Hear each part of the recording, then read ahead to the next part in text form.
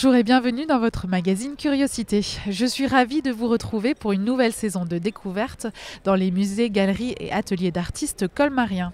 Pour écrire cette nouvelle page de Curiosité, je vous emmène cette semaine au musée Annecy. Ouvert depuis bientôt 1 an à Colmar, celui-ci propose de découvrir l'art de Jean-Jacques Valls, dit Annecy sous toutes ses coutures.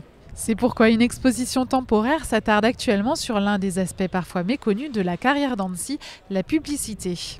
Affiches, calendriers, logos, cartes de vœux et bien d'autres objets encore nous permettent ainsi de découvrir Annecy sous un autre jour.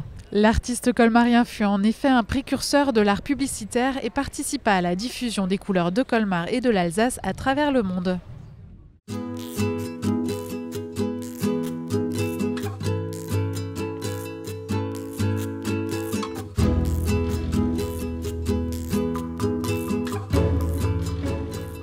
Nous sommes donc au musée Annecy, en particulier dans la salle qui est réservée à l'exposition temporaire, consacrée en fait à la publicité de Annecy.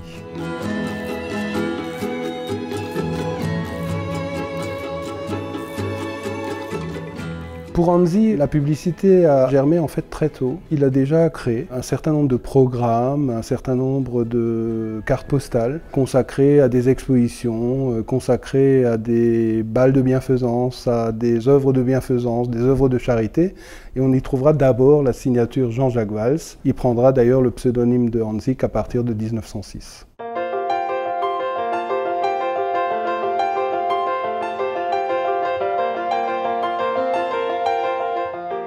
On présente dans l'exposition temporaire toute une série d'affiches qu'il a réalisées, en particulier pour le secteur bancaire à l'origine, les emprunts de guerre, mais pas seulement. Pour les foires régionales des vins d'Alsace par exemple, en 48-49. Et avant la foire un peu moins connue, la foire nationale des vins de France, qui s'est déroulée ici en 1936. Ensuite, on a une autre partie qui est celle plutôt réservée à des entreprises locales, qui avaient pignon sur rue à l'époque, la pâtisserie-confiserie Colorem par exemple, la boucherie Fincaire, pour qui il crée à la fois les logos, les emballages, les calendriers de Noël, les cartes de vœux. Donc il a vraiment, autour de ça, fait toute une série de projets qui vont du logo jusqu'à l'ensemble des produits dérivés.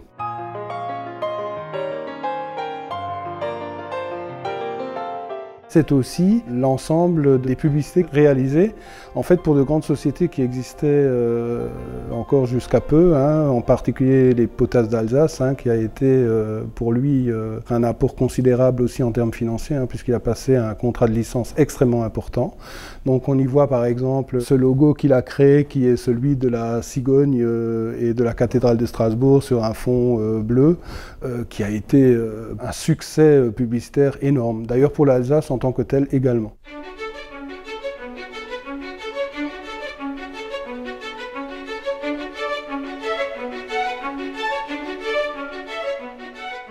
Pour Annecy, la cigogne, si vous voulez, elle annonce le printemps de façon récurrente. Le printemps, pour lui aussi, c'est le départ des Allemands, des envahisseurs, entre guillemets.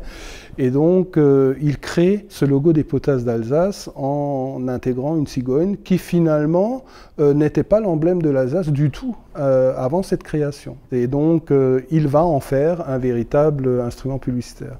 Alors, ce qui est quand même tout à fait génial, c'est que grâce à ces publicités-là, on va assister au fur et à mesure à la réintroduction de la cigogne parce que finalement, il y avait une espèce de demande, alors qu'elle soit liée ou non au logo, ça c'est discutable, mais en tout cas, on peut imaginer quand même que ceux qui venaient en Alsace allaient se poser quand même une des questions, de savoir finalement pourquoi cette cigogne était sur le logo.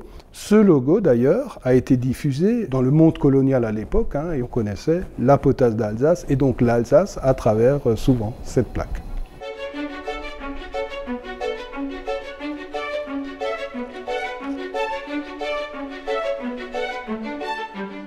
Une des affiches aussi qui est très anecdotique est celle qui a été publiée en 1938 pour les fêtes de la Libération à Colmar. Alors là, il y a une petite anecdote assez extraordinaire, c'est que finalement, il y a eu deux projets de cette affiche, un projet soumis et un projet réalisé. Alors je vais m'expliquer. En fait, vous verrez sur l'affiche qu'il y a effectivement un petit Allemand qui court à l'extérieur. En fait, on est dans la période des accords de Munich et lorsqu'il soumet le projet au préfet, il met son petit doigt sur le projet pour qu'on ne voit pas le petit Allemand qui sort. Et puis finalement, à la diffusion de l'affiche, évidemment, il y a ce petit Allemand et donc on interdit l'affiche et Hansi est obligé de redessiner l'affiche en enlevant simplement ce petit personnage pour permettre à nouveau sa diffusion.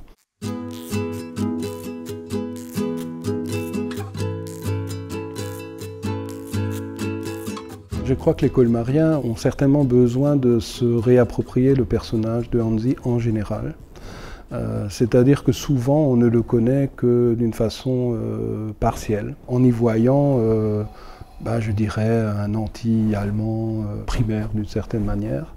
Mais Hansi, ce n'est pas que ça. Il a porté à la fois la ville, à la fois la région, justement sur cet aspect publicitaire. Et je pense qu'il est important que les gens se rendent compte que, ma foi, Hansi n'a pas réservé, je dirais, son dessin simplement à la caricature ou à la satire, mais il l'a bien réalisé dans l'art publicitaire, tout simplement.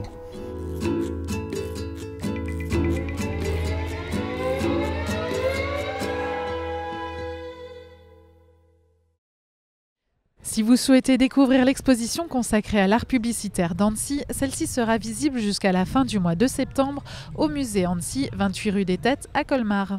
Le musée accueillera ensuite une exposition consacrée à un autre artiste alsacien, Henri Lux, connu notamment pour ses illustrations de la vaisselle dite Aubernais. C'est ainsi que s'achève votre émission Curiosité. Je vous donne rendez-vous la semaine prochaine pour un plongeon dans les techniques de peinture d'Otto Dix qui sera prochainement à l'honneur au musée Unterlinden. En attendant, salut!